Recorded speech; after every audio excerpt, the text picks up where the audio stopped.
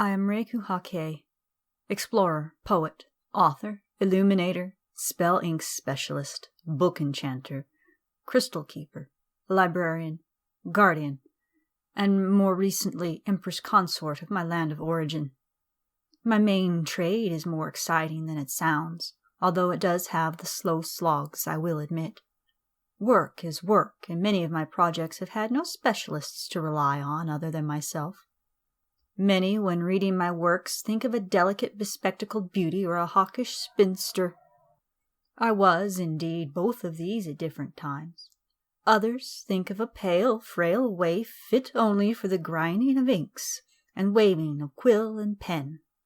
Few realize the dangers that I have willingly placed myself into for the sake of knowledge. Knowledge, I admit, was my first love, and I have been warned by others that I aspire to become similar to, that if I am not careful, it will be my downfall, even as the ascended guardian of it. The double-edged sword and all of that. I suppose it would not be so bad to die in the line of duty. I am rambling, though, as I have a tendency to do in intimate communications and not in teacher mode. Tonight, I would like to share with you one of my adventures. I have been told that doing so regularly will help me to stay the kirin I was before I ascended. Make no mistake, though, that I still have a long way to go before I am as wise as the eldest ones of our race. There are those that always thought it odd that I was not appropriately frightened of the shelled ones.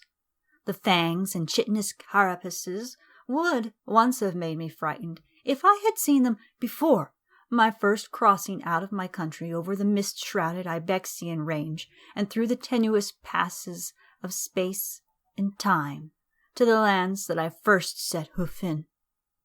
At that time, the border was not as stable as it is today.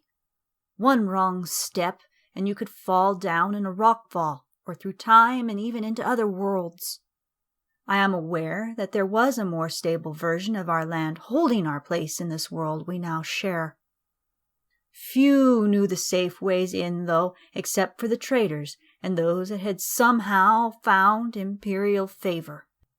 I must admit that to this day I am still puzzling out the strands of the spell and how they tied the crystals that fueled the border sealing.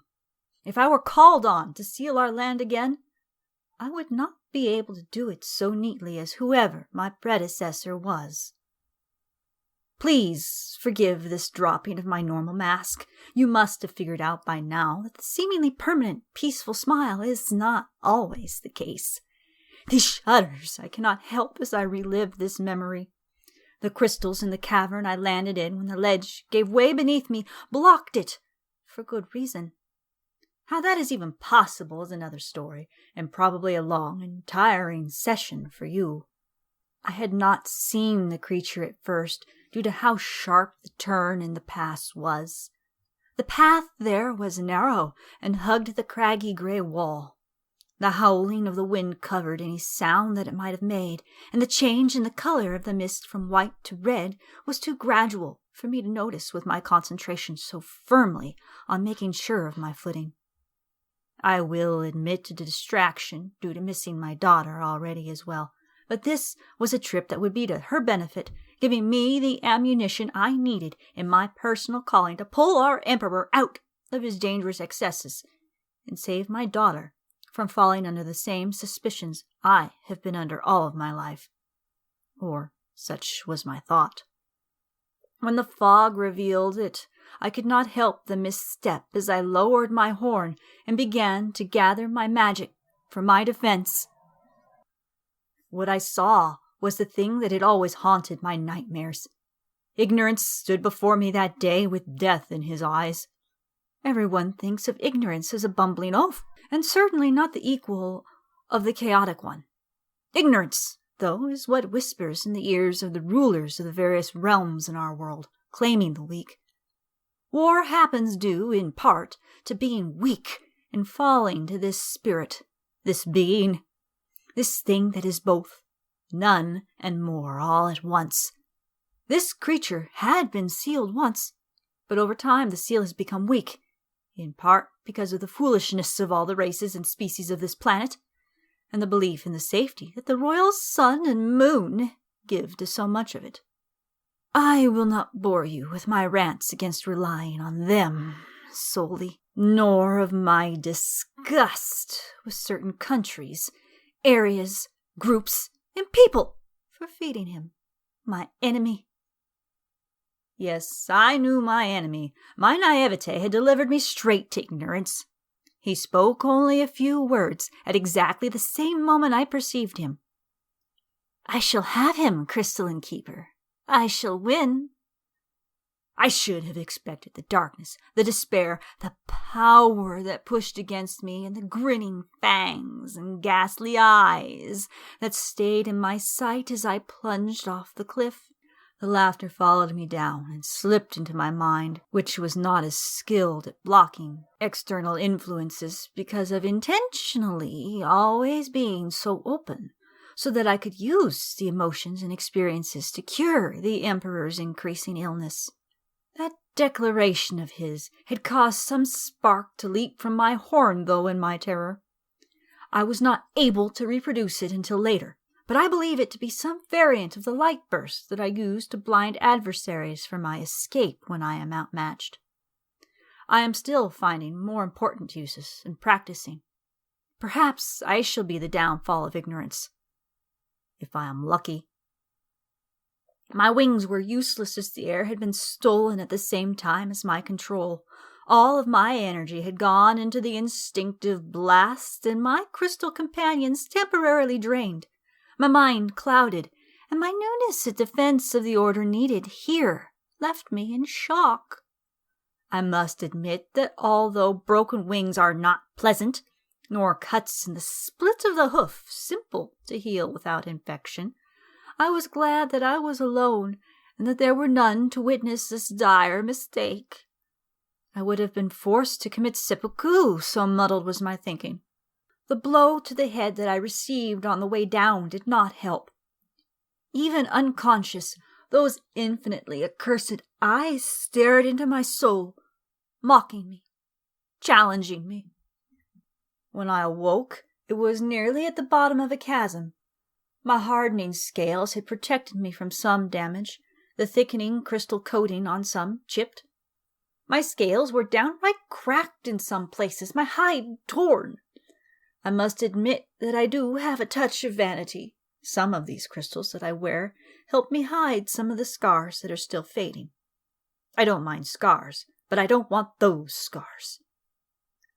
Nearby, I was astounded to see that a 15-foot spire of quartz very narrowly missed impaling me.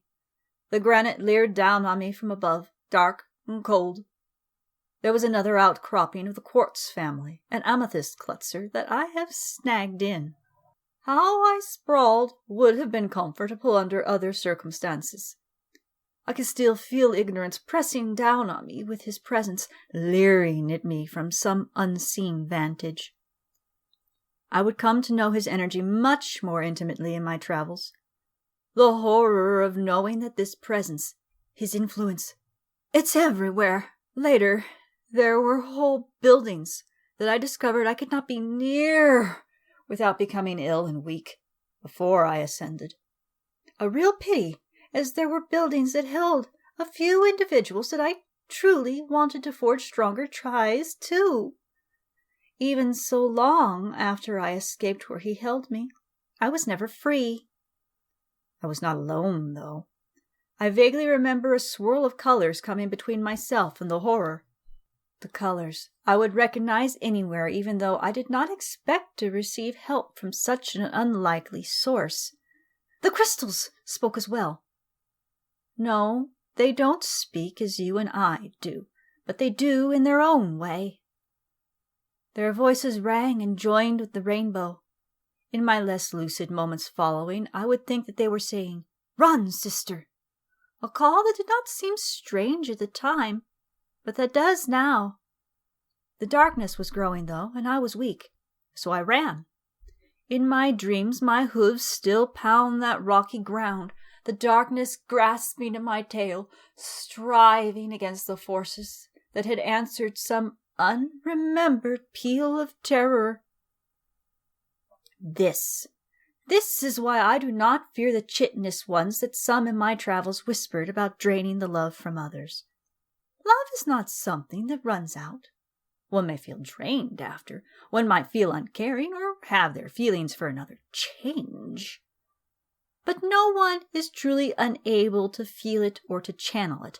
It wells up in the heart as easily as the other emotions.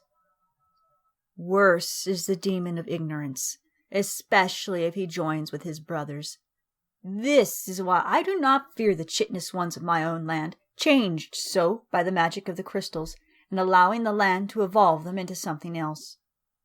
They, too, thus far prove to be allies in my own war.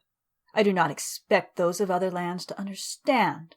They have not met him face to face as I have, not felt the breath, nor do they have those eyes in their dreams at night, nor have to live with the knowledge that should the living form fail, they will have to wait in that place between, until there is another just right that they can inhabit, and lose everything that made them who they were in the previous incarnation. Caught in this eternal dance, the binding, the unbinding. He's still out there. He waits. If I have a moment of weakness, he will use it. For now, I am the Emperor's shield. For now. But his influence is not the only one that will cause the Empire to fall. My Emperor. Keh! What a strange way the events have turned, when once his father sought for me to be locked away when just a foal. I was not born early enough, perhaps, for that one. Or perhaps one of the other major demons won that heart. I cannot protect everyone, though. I can protect my family, my emperor, my land, the lands of our allies. Beyond our borders, though. The original Eternals helped them all, the elders beyond even the sisters. I would not blame you if you thought me crazy. I would be able to see your reasoning perfectly well. It would not be the first time I have been looked at thus. They wave their hooves and say, "Ah, but she is an artist, and an artist must be crazy in order to create." And long have they said, "She sings to the crystals and thinks sometimes they tell her things." Although it is interesting how she can use them to relay messages or hold information with the right conditions. I will assure you, though, I am not crazy. He is real. Count yourself blessed by the old ones if you never see more than you have. Count yourself cursed if you ever see as much as I have.